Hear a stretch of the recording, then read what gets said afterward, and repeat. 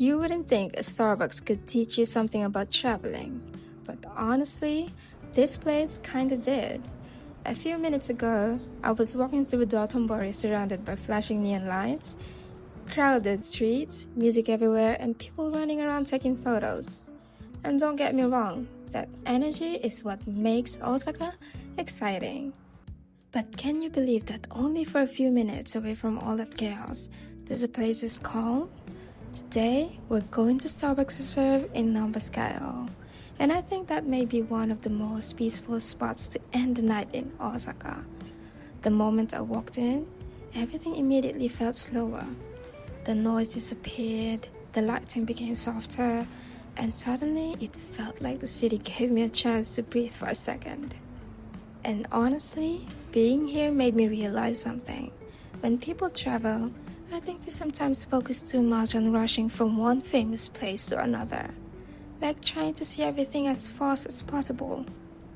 But some of the best moments while traveling are actually the quiet ones.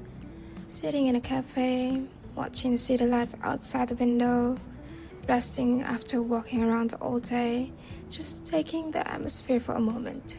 I feel like places like this reminds you that traveling doesn't always have to be busy to be memorable. And that's probably what I'm learning more while living in Japan too.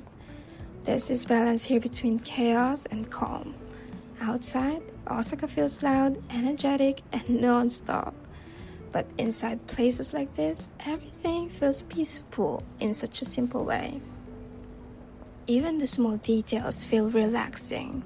The sound of coffee machines, quiet conversations in the background, people studying, trains passing outside the windows. It almost feels cinematic without trying too hard. And honestly, this Starbucks doesn't even feel like normal Starbucks. It feels more like a hidden lounge above the city where everyone comes to slow down for a little while.